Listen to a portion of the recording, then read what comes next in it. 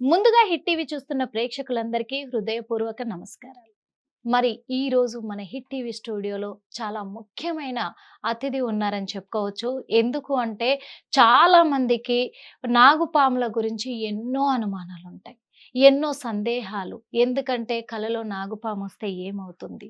అసలు ఎలాంటి నాగుపాము రావచ్చు? నా అసలు నాగదోషం అంటే ఏంటి? చాలా రకాల సందేహాలుంటాయి. ఆ సందేహాలన్నిటిపైన ఈరోజు మీకు వివరంగా కూడా క్లుప్తంగా వివరించడానికి ఈరోజు మన హిట్ టీవీ స్టూడియోలో మన ముందున్నారు. చైర్మన్ అయినటువంటి మైలవరపు నాగమణి గారు ఉన్నారు. అడిగి తెలుసుకుందాం. అమ్మ నమస్తే. నమస్కారం అమ్మా. అమ్మ ఇంకొకటి ఏంటి అంటే కూడా నిజంగా చాలా మందికి నాగదోషం ఉంది అంటారు. ఈ నాగదోషం ఉంది అని ఎలా గుర్తించాలి అసలు? చాలా మంచి ప్రశ్న అండి. హ్మ్. నాగదోషం ఉంది అనంటే ఇవన్నీ ఎట్లా గ్రహించాలంటే కుటుంబంలో మీకు పరిస్థితులు, ఓకే. ఏదన్నా ఆకస్మిక ధన నష్టం, హ్మ్. అప్పులు చేయాల్సి రావటం, హ్మ్. సంతానం లేకపోవటం, ఓకే. ఏదన్నా అనారోగ్య సమస్యలు ఉండటం, హ్మ్. చర్మవ్యాధి సమస్యలు ఉండటం, హ్మ్. కంటి చూపు మందగించటం, ఓకే.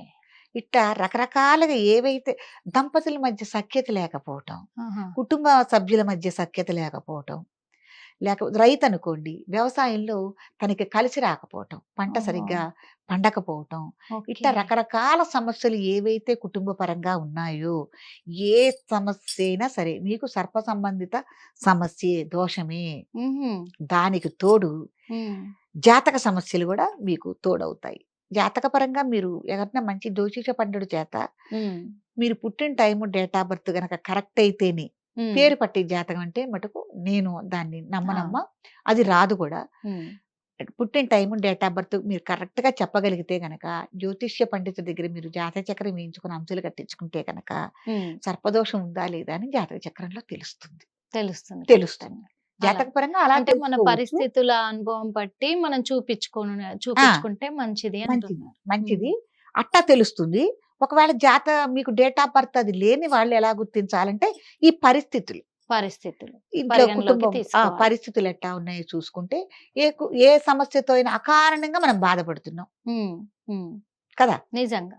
అకారణంగా బాధపడుతున్నాం. సంతానం లేదు. పిల్లలు హ్మ్. పుట్టిపోతున్నారు. లేతే గర్భస్రావాలవుతున్నాయి. అంటే అక్ చాలా మంది నిజంగా ఎందుకు అంటే చాలా మంది పిల్లలు పుట్టని వాళ్ళు సర్పదోషం ఉంటే ఎందుకవుతది? కుజదోషం ఉంటే కదా పిల్లలు పుట్టరని అంటారు. సర్పదోషము ఈ నాగదోషాలకు కాదు కదా అంటారు. అందుకే ఈ డౌట్ తోటి నేను అడిగాను. నిజంగా కుజదోషం దాని గురించి కాదు గదమ్మా! ఆ! కుజదోషం ఏంటి? కేవలం అది వివాహాలు లేట్ అవ్వటానికి. చాలా మంది ఇక్కడ కన్‌ఫ్యూజ్ అవుతూ ఉన్నారు. లేదు లేదు. ఎందుకంటే సర్పదోషం ఉంటే పిల్లలు అవ్వకుండా ఎందుకుంటారు? అది లేదండి. నమ్మశక్యంగా లేదు అని కొంతమందున్నారు. కానీ కొంతమంది నమ్మేవాళ్ళున్నారు వాస్తవంగా. ఎందుకంటే ఇది. నాగాలకి మనకి చాలా అనుసంధానం ఉందమ్మా. హ్మ్. ఈ వెన్ను ఉంది చూసారా మనకి? వెన్ను నాగం. హ్మ్. అసలు మీరు ఇంకొక విషయం, తల్లి గర్భంలోకి మనం ప్రవేశించడమే చిన్న పడిగేసుకొని చిన్న తోక పురుగులాగానే అవును. మనం ప్రవేశిస్తాం. అవును. అసలు మన నిజ రూపం అది. హ్మ్. ఒక గంటలు, 2 గంటలు, 3 గంటలు నిజం. గడిచిన తర్వాత ఆ తోకలు గీకలన్నీ ఊడిపోయి మనకి ఈ శరీర అవయవాలన్నీ క్రమేపీ ఏర్పడటం అనేది జరుగుతుంది. కాబట్టి నాగాలకి మనకి అంత అనుసంధానం ఉంది. మనకి ఇవన్నీ హుహు. మనకి ఉదాహరణ. కాబట్టి పిల్లలకి చెవులో చీము కారుతోంది. అవును. ఎక్కువగా ముక్కెంబటే గూడా పరిచయం కారుతోంది. లేతే చిన్నతనంలోనే కంటి చూపు మందగించింది అన్నప్పుడు గూడా, మనం ప్రతిదానికి నాగారాధనే మనం చేస్తాం. సుబ్రహ్మణ్యేశ్వర ఆరాధనే పెద్దవాళ్ళు గాని, ఋషులు గాని అందరూ మనకు చెప్పిందదే హ్మ్. కదా!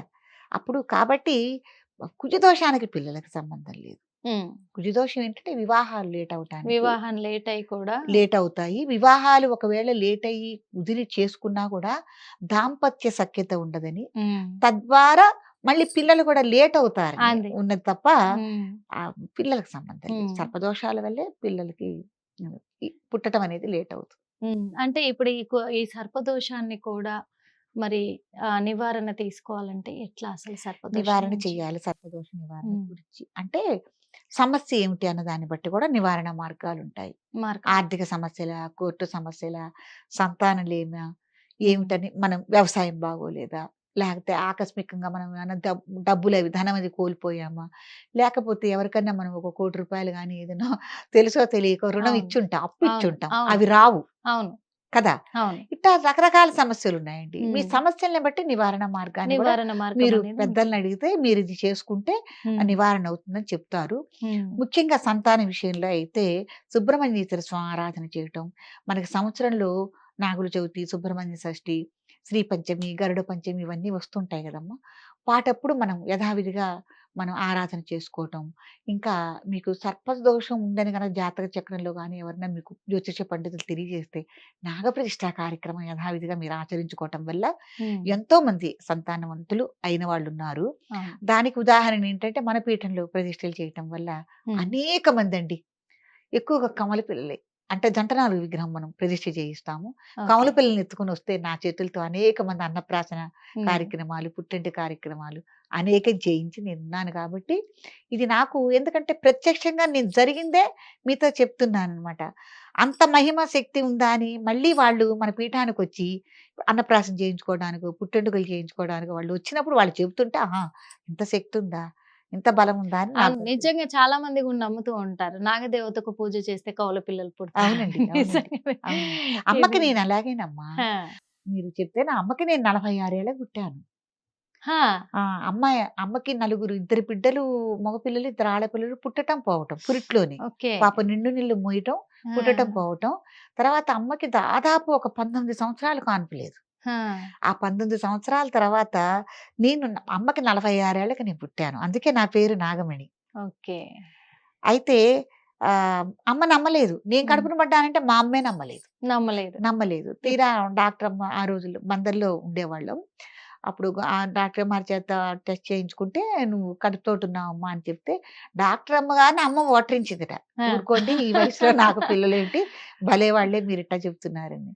సరే మందులు తీసుకొనొచ్చేసింది. కొద్దిగా వాంతులు అవి లక్షణాలు నిజంగా. ఉండేసరికి ఈ టాపిక్ పైన చాలా వరకు కూడా చాలా మందికి అనుమానాలుంటాయి. ఎందుకంటే ఇప్పుడిప్పుడు చూస్తున్నారు. నేను స్వయం అండి. ఆ! స్వయంగా నేను అనుభవించి, అమ్మ అనుభవించింది మీకు నేను చెప్తున్నాను. అంతే. మీరు ఎందుకంటే స్వయంగా ఆ! అనుభవించారు కాబట్టి చెప్తున్నారు. కానీ అవును. ఇప్పుడు కలికాలం వచ్చింది. అందుకే వయసు మీద పడ్డ కొద్దీ కూడా ఇప్పుడు సంతానం కలుగుతుంది. కొంతమందికి ఇదే కలికాలం అంటారు అని చెప్పేసి చాలామంది అయ్యయ్యయ్యో! అంటారు. ఎందుకంటే చాలామంది ఇప్పుడు 50 ఏళ్ల తర్వాత కూడా అవును. సంతానాన్ని పొందుతూ ఉన్నారు. అవును. అది కలికాలము అంటున్నారు. అదేంటండి పూర్వంలో చాలా మందున్నారలా. ఆ! ఎందుకంటే యాక్చువల్‌గా అమ్మ మీరు పెద్దవాళ్ళు.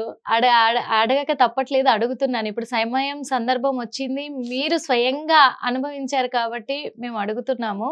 అంటే ఆడవాళ్ళకి 40 సంవత్సరాలు దాటింది, 45 సంవత్సరాలు దాటింది అంటే ఋతుక్రమం కూడా ఆగిపోతది అంటారు. అలాంటప్పుడు సంతానం ఎలా సాధ్యమవుతుంది? అంటే 50 ఏళ్ళ దాకా అయ్యేవాళ్ళున్నారు గదండీ! ఆ! ఇప్పుడు ఋతుక్రమం అనేది 46 ఏళ్ళకి, 50 ఏళ్ళకి ఆగిపోవాలని లేదు గదా! ఆ! ఆగిపోక ముందు వచ్చేదే గర్భం. ఆ! ఆగిపోతే ఎలా గర్భం వస్తుంది? రాదు అంటే గదా! మామూలుగా ఎన్ని సంవత్సరాల వరకు రావచ్చు మహిళలకి అది ఋతుక్రమం అనేది? శరీరం తన హార్మోన్స్‌ని బట్టి హ్మ్. ఆ స్త్రీ యొక్క బాడీని బట్టి ఆధారపడి ఉంటుందమ్మా. ఆధారపడి హార్మోన్స్ ఉంటుంది. మంచివై ఉంటే గనక హ్మ్. 52, 55 ఏళ్ల దాకా కూడా హ్మ్. నెలసర్లు అయినవాడు చాలా మందున్నారు. హ్మ్. తన శరీరం బట్టి ఉంటుంది. కానీ ఒక కానీ ఎంత సంతానాన్ని ఎంత పొందాలి ఎక్కువగా అంటే కొనసాగితే హ్మ్. అంత పరిపూర్ణమైన స్త్రీ అని గూడా మనం చెప్పుకోవచ్చు. చెప్పుకోవచ్చు. చెప్పుకోవచ్చు. అందులో ఒకటి ఇంకొకటి ఎంత వయసొచ్చినప్పటికి కూడా ఈ ఋతుక్రమంతో సంబంధం లేకుండా కూడా 70 ఏళ్ల వయసులో కూడా సంతానం కలిగిన వాళ్ళున్నారు. అయ్యయ్యో! 1, 2 కేసులు చూసాము. అలాంటప్పుడు దేవుడి అనుగ్రహమేమో అనిపిస్తది. ఇది అంటే నేను నిజమే అంటారా? ఫస్ట్ సారి మీ నోటెంబటే వింటున్నా నేను. లేదు చూసాము. అంటే 2 ఇప్పుడేమన్నా కేసులు. డాక్టర్లు వాళ్ళ చర్యల వల్ల ఇట్లా ఏమన్నా అయ్యే అవకాశం ఉంటుందేమో కానిమ్మా, ఆ! మరి వీళ్ళకి ఇప్పుడు మన నెలసర్లు కూడగొట్టుకున్న ఆ యొక్క మైలతోనే బేబీకి సంరక్షణ గదా! లోపల ఉమ్మనీరు గాని, ఏదన్నా గూడా తయారవ్వటం గాని, ఇదంతా గూడు కట్టుకుంటేనే గదా! లోపల ఆపుకుంటేనే గదా! అవును. మరి వైద్యపరంగా వాళ్ళెలా చేస్తున్నారో మరి, అది కూడా చెప్పుకోదగ్గ విషయమే. కాతే అంత ఓపిక, ఆ అంతే కదా! వెన్నెముకల ఆ బలము అవన్నీ ఉండాలి గదా! ఋతుక్రమం ఆగకముందు, నెలసర్లు ఆగకముందు ఏ స్త్రీ అయినా గర్భం ధరించే అవకాశం హ్మ్. తప్పకుండా ఉన్నది. అది ఉన్నది. దైవానుగ్రహం. హ్మ్. పిల్లలు పుట్టటం ఎందుకంటే ఇప్పుడు ఒక నాగదేవతకు పూజలు చేయడం పట్టే మీరు పుట్టారు కాబట్టి మీ పేరు నాగమణి అని పేరు అవునండి. పెట్టుకున్నారు. కొద్దిగా ఈ విషయాలు మనం చర్చించుకుందాం, నిజంగా. మాట్లాడుకుందాము. మాట్లాడుకుందాం. మాట్లాడుకుందాము. చాలా మంచిదమ్మా. అమ్మకి 46 ఏళ్ళకి నేను పుట్టాను. 19 సంవత్సరాలు ఇక మధ్యలో కాన్పు లేదు. అమ్మమ్మ నమ్మలా నేను పుట్టానంటే. మా ఆ! అమ్మ కడుపున పడ్డారంటే అమ్మ నమ్మలేదు. ఇట్లా ప్రసవించింది మీ అమ్మాయి అంటే మా అమ్మమ్మ నమ్మలే, పురిటికి రాలా, ఆ, పురిటి నీళ్ళకి రాలేదు మా అమ్మమ్మ. రాలేదు. తర్వాత వాళ్ళు అప్పుడు ఇంత మనుషుల మధ్య రాకపోకలు లేవమ్మా, ఉత్తరాలే రాసుకునేవాళ్ళు కదా. ఆ, ఇప్పుడు 55 ఏళ్ల క్రితం అంటే ఉత్తరాలే కదా. ఉమ్, అప్పుడు వాళ్ళు వీళ్ళు చూసి పాప బాగుంది అని చెప్పడంతో అప్పుడు అమ్మని చూడటానికి వచ్చిందనమాట. ఓకే. అయితే నేను పుట్టక ముందు ఒక 18 సంవత్సరాల ముందే ఇప్పుడు ఆడవాళ్ళందరికీ టీవీలు, మీడియా ఇదంతా ఉంది అవును. కాబట్టి టీవీలకి పరిమితమై ఉంటున్నారు. అవును. అప్పుడు ఇవన్నీ ఏం లేవు ఏం కదండి. లేవు. పల్లెటూర్లలో గాని, ఒక మండల కేంద్రం లాంటి ఊళ్ళల్లో గాని వాళ్ళకి కాలక్షేపానికి ఏంటంటే మధ్యాహ్నం పూట సోదెమ్మ, ఉమ్, అవును. లేతే బుడబొక్కల వాళ్ళు, ఉమ్, ఆహ్, కోయదొరలు. కోయదొరలు, ఉమ్, ఎవరొస్తే వాళ్ళు, ప్రశ్న చిలక దోష్యం, అవును. ఎవరొస్తే వాళ్ళని పోనిచ్చేవాళ్ళు కాదు. వ్యవసాయం పంట ఉండేది, ఇంట్లో ఒడ్లుండేవి, కాసిన చాట్లో తీసుకెళ్ళి పోసేవాళ్ళు. అవును. వాళ్ళ చేత జ్యోతిష్యం చెప్పించుకుంటూ ఉండేవాళ్ళు. బుడబొక్కలాళ్ళు ఉమ్, తెల్లవారుజామున వస్తారు. అవును. ఈ కోయ వాళ్ళందరూ కూడా మధ్యాహ్నం పూట వస్తారు. అవును. సోదెమ్మ గాని అవును. వాళ్ళందరూ కూడా.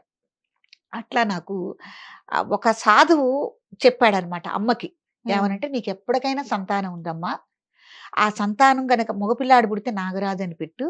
ఆడపిల్ల అయితే నాగమణి అని పేరు పెట్టు" అనని. ఉమ్, సరే అని పుట్టిన బిడ్డకి ఇగో ఈ తాయెత్తు కట్టు ఉమ్, అని ఇంత చిన్న తాయెత్తు కూడా అమ్మకి చేతికి ఇవ్వటం అనేది జరిగింది. మా అమ్మండి ఆ తాయెత్తుని అట్లా 18 సంవత్సరాలు దాచుంచి పెట్లో ఉమ్, పదిలంగా నేను పుట్టిన తర్వాత నాకు కట్టిందండి. ఉమ్. నేనైతే ఇసిరేసేదాన్ని ఎటో కటు. పుట్టారా ఏమన్నానా? ఎందుకు ఈ తాయెత్తోటి ఎటు పెట్టినా నాకు అడ్డం వస్తుంది. ఈ పెట్లో అడిదిరి ఇడిదిరి అని విసిరేసేవాళ్ళు. మా అమ్మ అంటే నమ్మకం. అప్పట్లో ఆ నమ్మకం వేరుండేది. ఎప్పటికైనా నాకు సంతానం పుడతారు. నాకు ఈ ద్వారా సాధువు చెప్పాడు అనని అమ్మ నమ్మకం అన్నమాట. నేను పుట్టిన తర్వాత నాకు కట్టిందండి. నాకు 3 సంవత్సరాలు వచ్చేదాకా కూడా నా చేతికుంది. తర్వాత బేబీకి నీళ్లు పోయటం వల్ల అది కొద్దిగా జీర్ణమయ్యి పాడైపోయింది. కానీ నాకు 3 సంవత్సరాలు వచ్చేదాకా నా జబ్బకుంది ఆ తాయెత్తు. ఆయన పెట్టారు నాకు ఈ పేరనేది. నాగమణి అని. మగపిల్లాడైతే నాగరాజు అని. తర్వాత పుట్టినప్పుడు మాయ ఉంటుంది కదండి. ఆ మాయని నాగసొరకాయలని ఉంటాయి. చేదుగా ఉంటాయి అవి నాగసొరకాయలు. చాలా మంది మీరు సాధువుల దగ్గర చూసి తుంబురు ఊదుతూ ఉంటారు కదా, అది నాగసొరకాయ. అది ఎండిపోయిన తర్వాత దాంట్లో గుజ్జంతా తీసి రౌండ్ గా ఉంటుంది. దాన్ని ఒక వాయిద్యంగా తయారు అవును. చేస్తారు. అవును. ఆ నాగసొరకాయలో వేసి పాతి పెట్టమన్నారట, దోష నివారణ కోసం. ఓకే. అంటే అమ్మకు కూడా నాగదోషం ఉంది. ఆ దోష నివారణ కోసం ఈ మాయని నాగసొరకాయలు వేసి పాతి పెట్టమని. అదొకటి నేను చేయలేదు, హాస్పిటల్లో పురుగుల వల్ల. ఈ తాయెత్తు నీకు కట్టాను. అది కూడా అమ్మ దగ్గర, అమ్మకి నాకు ఈ సంభాషణ ఎందుకు వచ్చిందంటే, ఒక ఊహ తెలిసిన తర్వాత నాకు పేరు నచ్చల. పేరు నచ్చల. నాగమణి అని పేరేమిటి అస్సలు బాగోలేదు నాకు. ట్రెండింగ్ పేరు పెట్టుకోవాలనుకున్నా. ఆ రోజుల్లోనే అంత ఊహలన్నమాట మాకు. బాగోలేదు. నాది రోహిణి నక్షత్రం కాబట్టి వావి మో మీద రావాలి, నేను ఏదో మంచి పేరు పెట్టుకుంటా, నాకు నచ్చలేదు అని గొడవ చేశా. గొడవ చేస్తే అప్పుడు నాకు ఈ అమ్మ ఇదంతా ఇదంతా చెప్పుకొని వచ్చి, అయ్యయ్యో నువ్వు అలా చేయకూడదు, నీకు ఇట్లా పలానా సాధువు గారు నువ్వు పుట్టక ముందే నీకు 18 ఏళ్ల ముందే నీకు పేరు పెట్టడం అనేది జరిగింది అని అమ్మ చెప్పుకుని వస్తే అప్పుడు నేను కూడా కొద్దిగా అప్పుడే వ్యక్తిత్వం, అప్పుడే మనకి వ్యక్తిత్వం ఉందన్నమాట. దండం పెట్టుకుని నేను మార్చుకోనమ్మా అని అదే పేరుని కంటిన్యూ చేసుకుంటూ ఉంటున్నాను. ఇంకొక విచిత్రం ఏంటంటే, నేను పుట్టిన తర్వాత ఒక 45 ఏళ్లకి నేను నాగప్రతిష్ఠలు చేస్తానని ముందుగానే 45 ఏళ్ల ముందే నా పేరు నాగమణిగా పెట్టడం అనేది జరిగింది. చూడండి. ఓకే. నాగప్రతిష్ఠ చేస్తారు. 2000 ప్రతిష్టలు ఇప్పుడు నా చేతి మీద నాగప్రతిష్ఠ జరిగింది. నాగప్రతిష్ఠ. హిట్ టీవీ యాప్, ఇందులో short news, live news, entertainment shows, movies, digital magazines తో పాటు మీ జిల్లా వార్తలను కూడా ఫ్రీగా చూడొచ్చు. ఇంకెందుకు ఆలస్యం, వెంటనే హిట్ టీవీ యాప్ ని డౌన్లోడ్ చేసుకుని ఫ్రీగా ఎంటర్టైన్మెంట్ పొందండి. Hit TV app. Hit TV app. Please download hit TV app. Hit TV app ని ఫ్రీగా డౌన్లోడ్ చేసుకొని ఎంజాయ్ చేయండి. మీకు నచ్చిన ఎంటర్టైన్మెంట్ కోసం హిట్ టీవీ యాప్ ని ఫ్రీగా డౌన్లోడ్ చేసుకొని ఎంజాయ్ చేయండి. హిట్ టీవీ యాప్ ని డౌన్లోడ్ చేసుకుని ఆస్వాదించండి, ఆశీర్వదించండి. ఇంతమంది సెలబ్రిటీలు హిట్ టీవీ యాప్ ని డౌన్లోడ్ చేసుకోండి అని చెప్తున్నారంటే ఎంత మంచి యాప్ ఆలోచించండి. అమెరికా అమెరికా అమెరికా అమెరికాలో చదవాలనుకునే వాళ్ళకి విశ్వసనీయమైన పేరు మన శౌర్య కన్సల్టెన్సీ. UK లో 1 year masters. UK లో 1 year masters. 2 years work permit up to 5 years visa. Contact Saurya Consultancy. Contact 89851 89851.